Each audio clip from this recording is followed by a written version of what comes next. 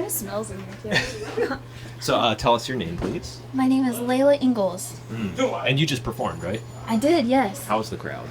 They're really good. They seem to be like in the mood to laugh, and they like the games. It went better than I expected. How soon do you know that like this is your audience and this is your night? Hopefully like 10 seconds in. 5-10 seconds in.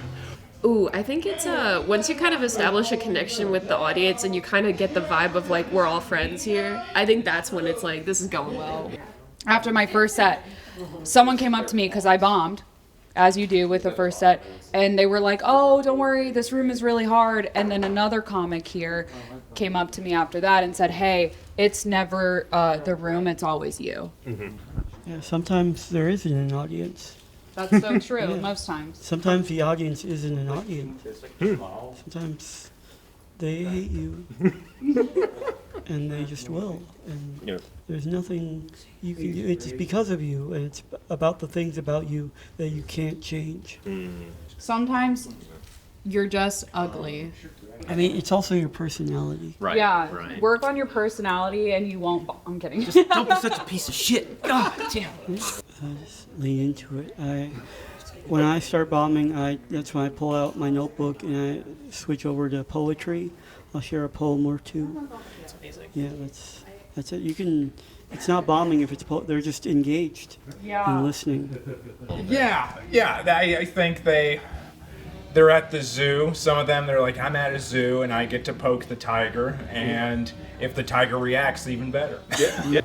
I'm very awkward, and so when I do crowd work, it's a very awkward back and forth, and then sometimes that'll get a laugh, or it'll just make the room fucking awkward. So I'm really working on like how to have smooth crowd work, but I don't know if that's in my wheelhouse because I'm not a smooth person. Unless I'm drunk and it's a late night show, I'm not going to do a lot of crowd work, but I am going to talk to, because I'm all about like, can I be like a nerd for comedy for a second? Okay, so it's kind of like a thing of where, yes, the number one unspoken thing is be funny, duh. But then I think that the second most important thing is like it's an energy transfer.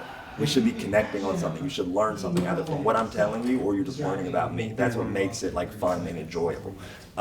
And so my kind of crowd work shit is just us being like, we're familiar now and we're like building backstory with each other. What I've found is audiences really like it if I roast a man in the audience. So I'll go for somebody who seems like they'll be able to play along, and I'll roast them a little bit, and then that gets a laugh, and then I'll always be like, I'm just kidding, I'm kidding. I've always been a comedy nerd, like ever since high school, and then I went to Austin, Texas. Open mics galore, and I was like, oh, these guys suck. Just at the open mics. So then I was like, let me give it a try, and then it went really well, and so I just have not stopped trying. Do you feel like you have a perspective or a voice as a comedian, like a sort of the well that you go back to? Kind of. I think I mostly talk about like being a young woman in my 20s, and then I also talk about just like I try and make light of dark situations. That's mostly my angle, I'd say. And I like to do shit that's deeper than like, y'all fucking, what you do for work? Like I want to learn something about you, and then if we connect on it, because I'm very like, all my jokes are personal. So then like, it's like I'm making fun of myself religiously. And so then if you connect on that in some way, then we get to like there's times where like I'll say something to an audience member and they'll go, okay, but at least I didn't, and they'll call back something in my set, and I go, I fucking love you, dude. Like, it'll be like a good, you know. You don't have to have fun, but you just do it. It's not about having fun. Okay. We're all in prison to audience laughter. No, not really. I bomb probably more than a lot of people because I've been doing comedy since February. So I'm still getting a feel for it. I also like film everything to see, oh, where could I have, like, was that me? And it's usually you. You do any warm-ups, or do you just dry guy? It depends. I like bring up a random word generator, and then whatever the word is, I try and write a one-liner about it. It doesn't have to be good, but it's just like the kind of thing where it's like, wake the brain up, you know. Can I give you one? Yes. Food processor. Food processor. What do you call a banana that works in data processing? What? Food processor.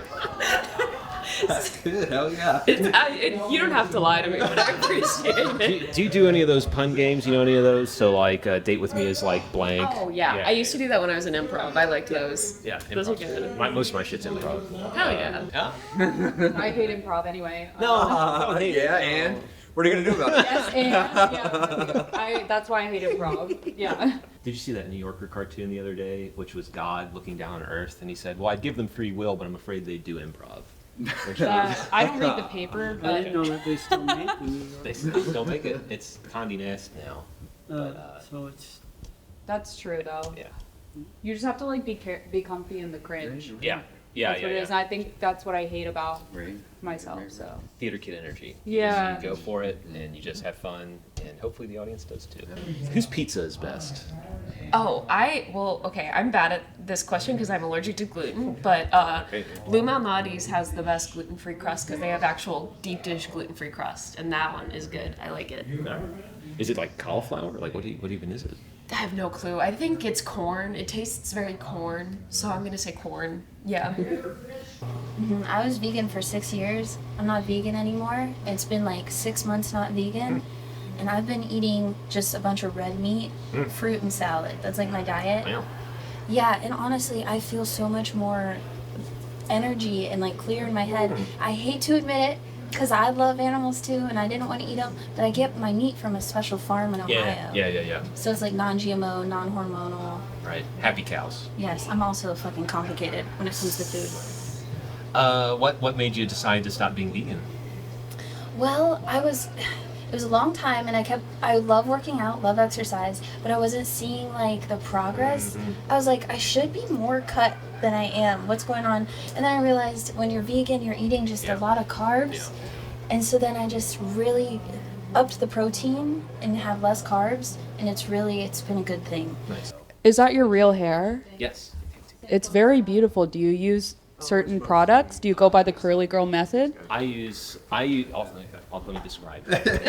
He's like, I'm gonna need the mic for this one. Tea tree oil, a lot of tea tree oil, and then the cheapest shampoo and conditioner I can find. Can I say something? Sure. I hate men. It's He's just- like, yeah, I just like take a bar of soap and like. I don't have to do anything for my hair. Awesome. All right, well, thank you very much. Yeah, thanks for talking Let's to get me. out of this bathroom. That was cute. Yeah. So it'll probably be like a month till I post this. We're just buried in footage right now. I bet.